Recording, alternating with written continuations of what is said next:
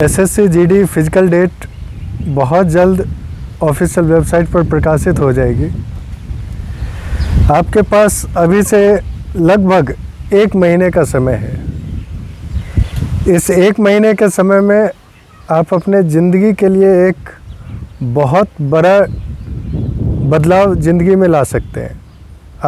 आपका रिज़ल्ट आया हुआ है, अच्छे मार्क्स हैं, मेडिकली फिट अगर हैं तो जी तोड़ मेहनत करके लग जाइए।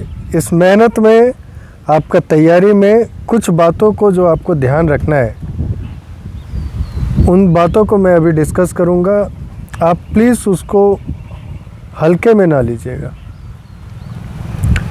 आपके लाइफ के लिए एक बात कई बार बहुत बड़ा बदलाव लाने में समर्थ होता है। देखिए, ट्रेनिंग में बहुत बच्चे बस केवल ग्राउंड में जो कर रहे हैं उसी पर फोकस्ड रहते हैं, उसी को ट्रेनिंग समझते हैं। ग्राउंड का जो डिसिप्लिन है, ग्राउंड में जो पसीना बहा रहे हैं, वही ट्रेनिंग नहीं है केवल। इस बात को दिमाग से निकालिए।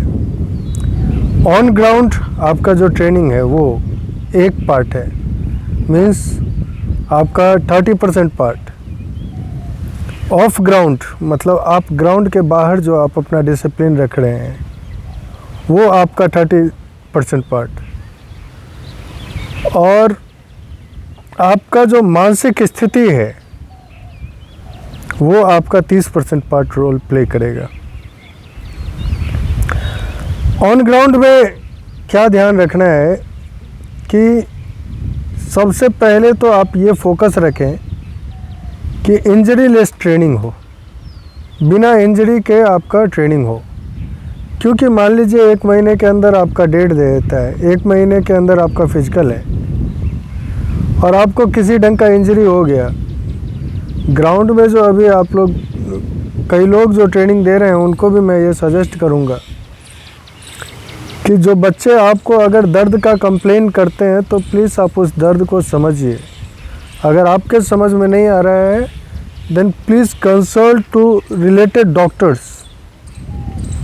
ऐसा ना हो कि आपका दर्द ऐसा हो जिसमें आपको ट्रेनिंग को तुरंत रोकना चाहिए, उसमें रेस्ट लेना चाहिए, और उसके बाद भी एक जो मिसअंडरस्टैंडिंग है कि ग्राउंड का दर्द ग्राउंड में ही जाएगा, उस बात को दिमाग में रख के और आप उस दर्द को और उस इंजरी को और बढ़ाते चले गए और वो आपका टेस्ट के टाइम तक इतना बदतर स्थिति हो गया कि आप टेस्ट में जाने लायक नहीं रहे। मैं सभी फिजिकल ट्रेनर्स से भी मेरा विनम्र रिक्वेस्ट है कि प्लीज़ दर्द को आप लोग हल्के में ना लें, इग्नोर ना करें। नॉलेज अगर नहीं है, अगर नॉलेज है तो वेल एंड गुड, नॉलेज नहीं है तो प्लीज़ डॉक्टर्स के पास बच्चों को भेजें। इन जनरल मैं इसको एक मोटा मोटी वे में समझा देता हूँ कि अगर मस्कुलर पेन है, मस्कुलर पेन में भी 2-3 टाइप का पेन होता है। अगर मस्कुलर पेन है इन जनरल, अगर फटा हुआ नहीं है मसल्स, तो मस्कुलर पेन हार्मफुल नहीं होता है। लेकिन अगर जॉइंट्स का, लिगामेंट्स का, मेनिस्कस का, इस सब का अगर दर्द है, टेंडन्स का, अगर टेंडन्स अगर फटे हैं उसका दर्द है, तो फिर आपको तुरंत उन्हें रेस्ट देना चाहिए। उसका प्रॉपर ट्रीटमेंट, हीलिंग प्रोसेस और रिकवरी का जो एक्सरसाइज है वो कराना चाहिए। कई सारा इंजरी में कई सारा एक्सरसाइज प्रोहिबिटेड रहता है, उसको बंद करना होता है। तो ये सब चीज़ पे आप लोग कोशिश करें कि मैक्सिमम नॉलेज ग्रहण करें, क्योंकि बच्चे हमारे पास, आपके पास या कहीं भी किसी भी फिजिकल ट्रेनिंग में अपने बहुमूल्य रिज़ल्ट को लेके आते हैं और वो बहुमूल्य रिज़ल्ट का अंतिम रूप हमारे आपके हाथ में रहता है।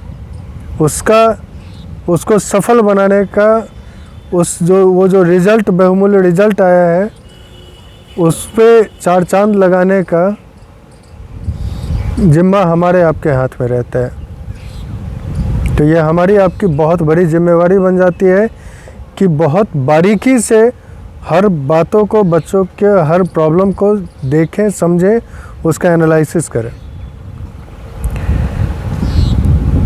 तो ऑन ग्राउंड में इंजरी लेस ट्रेनिंग। दूसरा चीज़, जो ट्रेनिंग का जो ग्राउंड होना चाहिए वो भी ऐसा हो कि इंजरी उसमें ना हो। ट्रेनिंग का जो पैटर्न होना चाहिए वो हर वीक में, इवन ज़रूरी हो तो हर डे, उसका मूल्यांकन करके जो कितना प्रोग्रेस हो रहा है उसमें, और अगर कम प्रोग्रेस हुआ तो उस कम प्रोग्रेस का कारण का मूल्यांकन टाइम टू टाइम करते रहना चाहिए।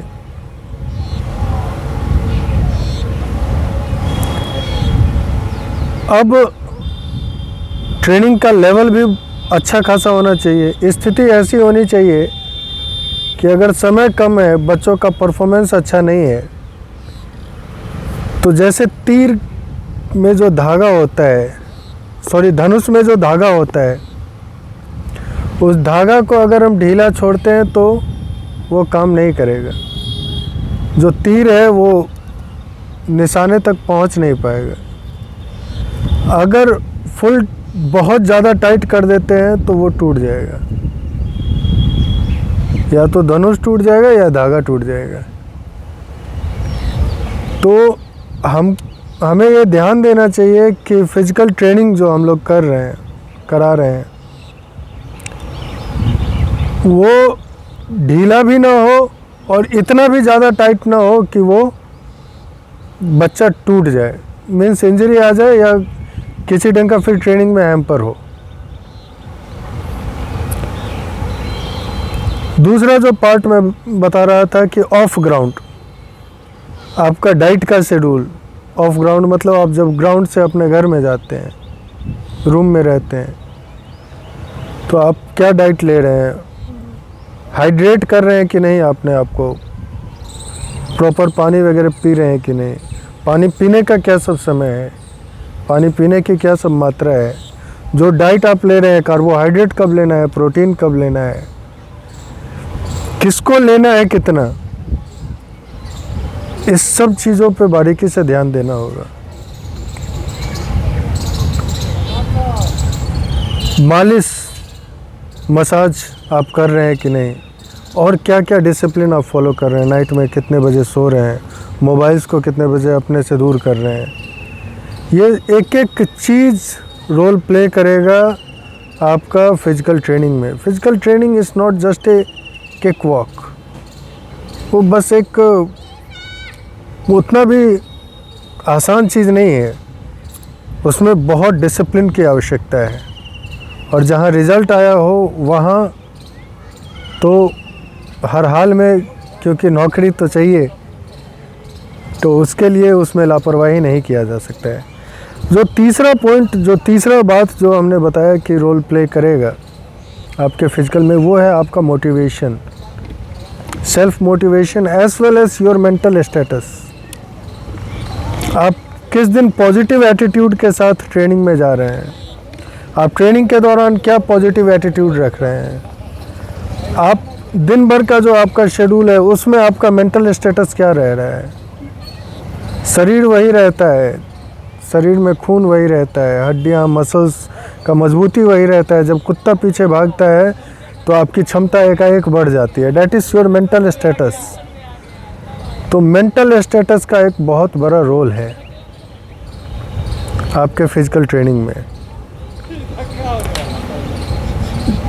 जिन बच्चों का टाइमिंग जितना वहाँ रिक्वायर्ड है उससे अगर 2 मिनट कम है, प्लीज़ मैं उन्हें सजेस्ट करूँगा कि यहाँ ट्रेनिंग में ना आए। बस उन्हें यह ध्यान देना चाहिए कि वो इंजरी से बचें और जो भी वो कर रहे हैं उसको मेंटेन रखें।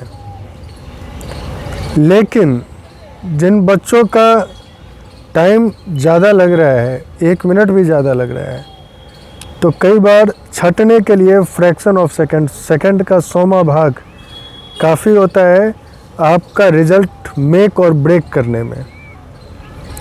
तो फिर वो बच्चे लोग रिस्क ना लें, वो लोग कहीं भी अच्छे ट्रेनर के पास जाएं। आप पास अगर अच्छे ट्रेनर हैं तो वेल एंड गुड, नहीं तो यहाँ आ सकते हैं। यहाँ आपका जो आएंगे तो विशेष कुछ आपका खर्च नहीं है। नॉमिनल चार्जेस है near about 6000 per month, including your खाना, रहना, ट्रेनिंग, सब चीज़ उसी में है।